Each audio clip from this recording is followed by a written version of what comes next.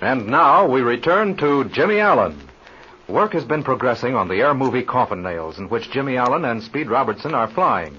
However, the Pacific Studios are filming a similar picture, the flying scenes of which are under the direction of Nails Ballou.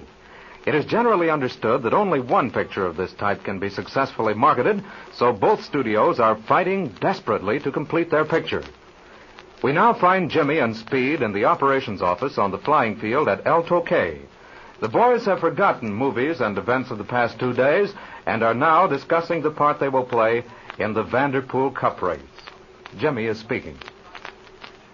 Well, Speed, I guess we won't be here much longer. Yeah, Jim. Our movie careers are just about finished. I guess you're anxious to get back east and start preparing for the transcontinental race. Yeah, that should be a real race this year. You haven't received any word from the monsoon people about me, have you, Speed? Well, not yet, but don't you worry. We'll hear one way or another before long. Oh, I hope so. Do you really think I have a chance? Oh, why not, Jim? Yeah, I think you got a very good chance. And you'll make good, too. If I didn't think so, I wouldn't have recommended you. Oh, thanks, Speed.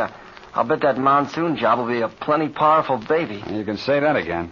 Say, Speed, what's the dope on this mystery ship that the Mercury people have built? Well, they call her the Mercury Mystery Ship, and she's well named. I haven't been able to get any dope so far from anyone but a friend of mine. And he heard that on a test flight, she easily exceeded the world's record. Oh, gosh, that's going to be some race. But say, who's going to fly the mystery ship? Well, that's part of the mystery, I guess. I've checked up on all the racing pilots I know, and I can't figure out who's going to fly her. When they started construction about 6 months ago, they approached me about it. Oh, they knew they couldn't do better. Thanks, kid. Well, suppose we forget the Vanderpool race for the time being and concentrate on the job we got to do here. Well, how do things look to you now, Speed? We sure have shot a lot of scenes the last couple of days. I know, Jim. We're making good time. The boys have been working hard, and Flash has kept the ships running for us.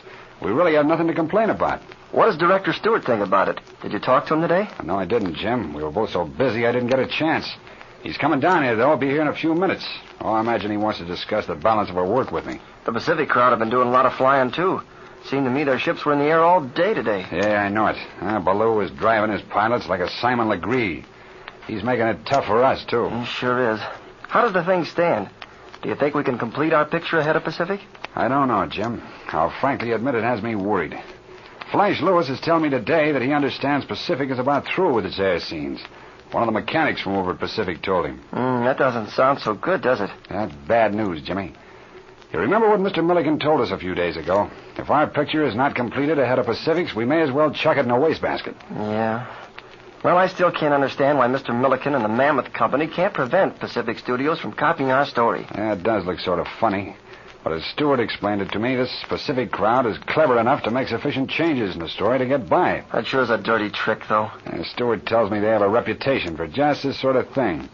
Some studio out here in Hollywood gets a good story, gets in production with it, and this Pacific crowd gets wind of the deal somewhere or other and makes a picture just like it. And the first picture that reaches the exhibitors is the one that sells, huh? That seems to be the idea, all right. Well, it certainly seems to work out that way. The Pacific crowd are breaking their necks to get all the air scenes filmed. Yeah, and I've noticed that generally speaking, their air scenes are not as complicated as ours. Either that or the director is more easily satisfied. It doesn't seem to take them nearly as long to do their stuff as it does ours. Yeah, I've noticed that, Jim. In fact, I mentioned it to Stewart yesterday. But I'll say this for Stewart. He knows exactly what he wants, and he isn't satisfied until he gets it. That's right. I guess he's a good director, all right. I don't blame him a bit, either. The flying scenes we do are as near perfect as it's possible to get them. But it takes time. More than once, we've reshot a scene 2 or 3 times because Stewart wasn't satisfied with it. From what I've seen of that Pacific bunch, they very seldom bother to retake any of their flying work. What can we do about it, Spain? Well, I'm frank to say I don't know. We utilize all available flying time. In fact, we work a lot harder than those Pacific pilots. But in the long run, we don't accomplish any more, and in some cases, not as much. Say, Speed, you know, I have an idea. By George, I just thought of something, and I bet it'll work. It might be the answer to this whole situation. Well, if you have any good ideas, for heaven's sake, tell me. All right, now listen to this. It seems to me that if we sort of... Excuse me a minute, Jimmy. I'll see who this is. Sure, go ahead. Hello, Mr. Stewart. Come in. I've been expecting you. Hello, Speed. Jimmy. Hello. Sit down. Make yourself comfortable, Mr. Stewart. Thank you. You look worried. What's happened now? More trouble? Robertson, I'm plenty worried. I've been in a blue haze all day. Well, I thought the work went along pretty smoothly today. We got in a whole lot of flying and some nice scenes. Gee, that fight between the Thunderbolts and the 190s was wonderful. Everybody remarked about it. Yes, I know about that. Not referring to the quality of our work. I'm satisfied with that, thank goodness. If I wasn't, we'd do it over. Yeah, I know that all right. Well, what's troubling you then? It's the problem of time, Robertson. Time. We've been fighting against it since the first minute I set foot on this field of yours. We're not getting enough work done. Well, we're doing all we can, Mr. Stewart. Yes, but that isn't enough. I spend half my time looking at the clock and checking the calendar. We must speed up. Devise ways to do this work faster. Stewart, I'm beginning to think that you and Milliken expect too much from us. We have a good crowd of pilots here and a hard-working bunch of mechanics. These ships and engines are old. They require a lot of care. You demand almost ideal conditions for your filming. The light has to be just so. The cloud formations must be right. In other words, the success of every scene you take is dependent upon a good many different and entirely unrelated factors. It's necessary that all these things dovetail perfectly. If they don't, it means reshooting a scene, and that takes time. And understand me now, I'm not complaining. The pilots are not growling, and the mechanics are not laying down on the job, in spite of the long hours and the adverse working conditions. But after all, there's a limit to the work that can be accomplished in a given amount of time. That may be so, Robertson. But I've noticed that the Pacific flyers accomplish more work than we do.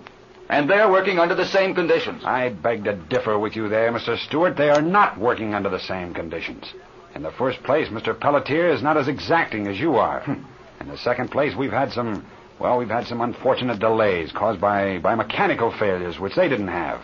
Pelletier is a shoddy director. I wouldn't countenance work which he approves. And I don't blame you a bit. But on the other hand, you mustn't expect to get better work in the same amount of time. Everybody's remarked, Mr. Stewart, that the scenes you take are much better than his. Of course they are. I know that. And, of course, the whole trouble is this. We have to complete our picture before Pacific finishes theirs. We're under a bad handicap. That's the whole thing in a nutshell, Robertson. If it weren't for Pacific, I wouldn't be in such a mad rush. But what can we do? What Mr. Milliken told us the other day is absolutely correct. Unless we finish our picture ahead of Pacific, it's utterly... I have an idea. In fact, I was just about to explain it to Speed when you came in. It might get us out of this whole difficulty. If you have a solution, my lad, let's have it. I'll admit the whole thing is about to drive me balmy. Now, go ahead, Jimmy. What is this idea of yours? Well, as I understand it, the Pacific Studios have copied the story Coffin Nails and are filming one just like it, right? Yes, that's right, Jimmy. While neither Mr. Milliken nor I have seen the scenario, we're certain it's a direct steal of Coffin Nails. Of course, they made a few changes in the manuscript in order to avoid any legal question of plagiarism. They're smart enough to do that. Yeah, there seems to be no doubt about that. We discussed it before. I guess we all agree that Nails Ballou, while he had the scenario Coffin Nails in his possession, got the idea of the story. All right. Now, as I understand it, Mr. Milliken originally gave Ballou the story to read. Now, if we have it doped out right, Ballou took the story, made a copy of it, and then returned the original to Mr. Milliken. That's my understanding of what happened. Although, of course, we have no proof that Ballou actually copied the scenario. Now, that's just what I'm getting at. If we could get definite proof that Ballou did copy that story, what would happen? If you could do that, Jimmy, Pacific Studios would never release their air picture. I can tell you that. Are you sure of it, Mr. Stewart? Don't be silly. I'm positive. Pacific wouldn't even fight the case. If we could prove that, we'd have clear sailing. All right, that's all I want to know. What's in the wind, Jim? What are you up to now? Never mind, just leave it to me. Jimmy, I wish you luck, but I don't think you'll get any proof against Ballou. If you do, it'll mean everything in the world to us. Well, I'll pop along now. And say, Speed, have your ships on the line at 6 in the morning. We have a full day tomorrow. We'll do our darndest, Mr. Stewart. You can bank on that. Good night. Good night. See you in the morning. Hey, Jimmy, what do you have up your sleeve?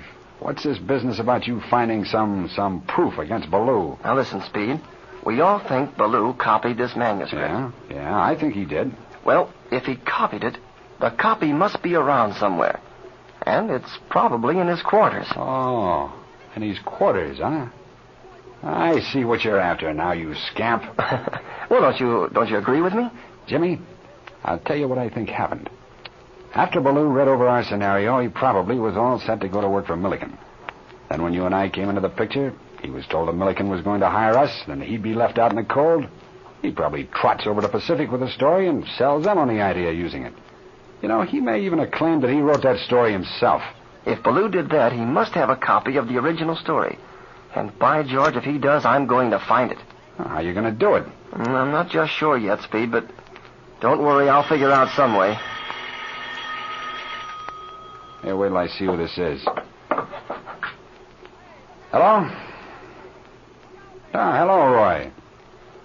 Yeah, Jimmy is here. You're not interrupting anything important. Jimmy and I are just sitting here talking. Okay. Yeah, Jim, Roy wants to talk to you. Okay. Hello? Oh, yeah, Roy. Sure. Oh, that's right. I'd forgotten we'd planned on going into town tonight. But say, Roy, come over here right away. Yeah, right away. I want to talk to you about something. Well, you see, I need some help, Roy. I have a job that sort of requires some help, and I think you're the man that can do it. Oh, yeah, and incidentally, it'll be helping your father. Uh-huh. Well, it's something to do with Baloo. Yeah, I know how you feel about him, Roy. All right, now here's the dope. Tomorrow morning, Baloo is scheduled to be flying at about 9 o'clock. Now, I want you to meet me. Now, Roy, I'll tell you just how we'll work this sort of thing.